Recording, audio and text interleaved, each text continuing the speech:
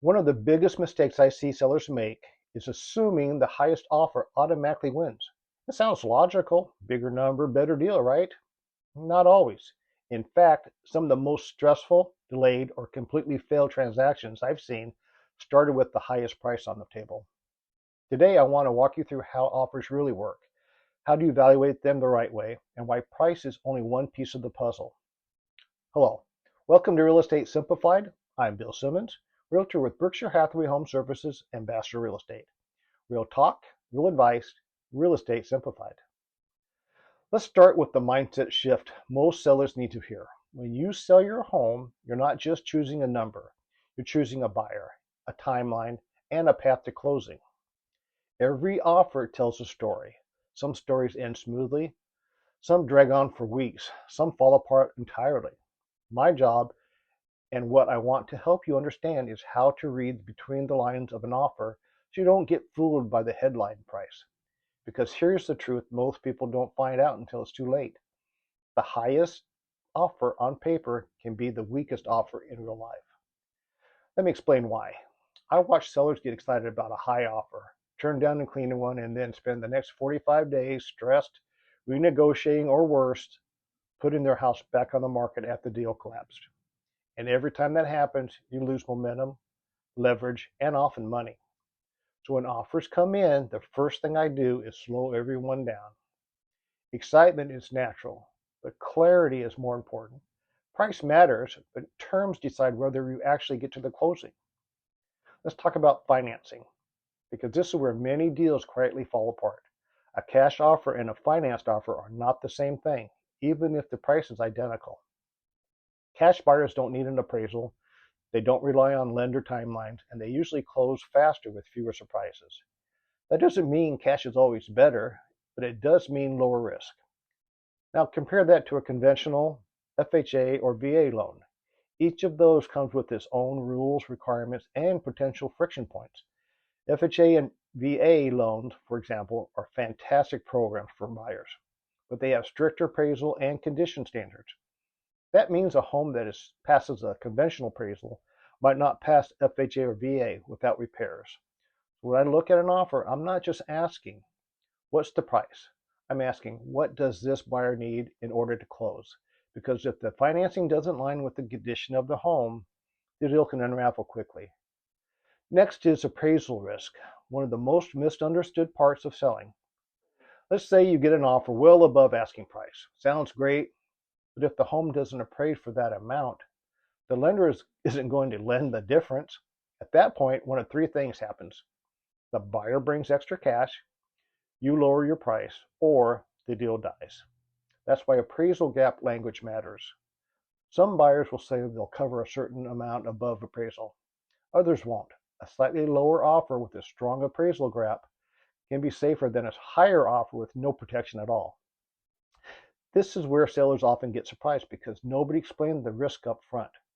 Then there's earnest money. This is the buyer's skin in the game. A stronger earnest money deposit usually tells me the buyer is serious and prepared.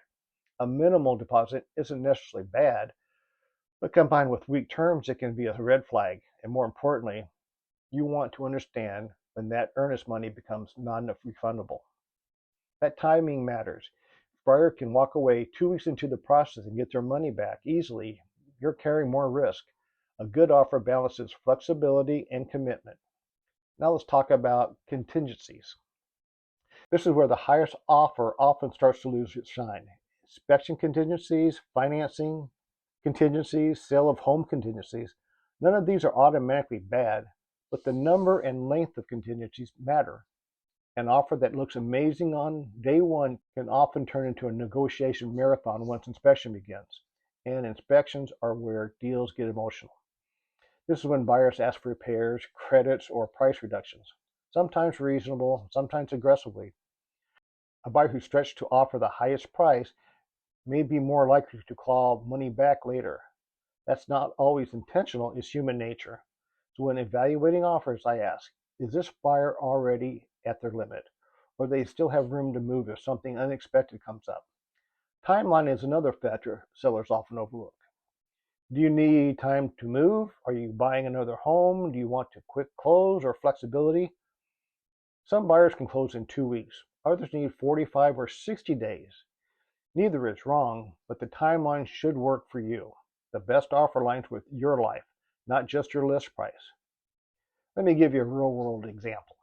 Imagine two offers come in. Offer A is 15,000 or higher, minimal earnest deposit, long inspection period, no appraisal gap, and a buyer who needs to sell their current home first. Offer B is slightly lower, strong earnest money, clean financing, short inspection window, and no home sale contingency. On paper, offer A looks better. In reality, offer B is often the safer, smoother path. And here's the kicker. Many times offer B actually nets the seller more money because it closes without renegotiation. This is why evaluating offers isn't about chasing the biggest number. It's about weighing risk versus reward. My role is to lay all that out clearly so you make informed decision, not an emotional one. And no two sellers are the same.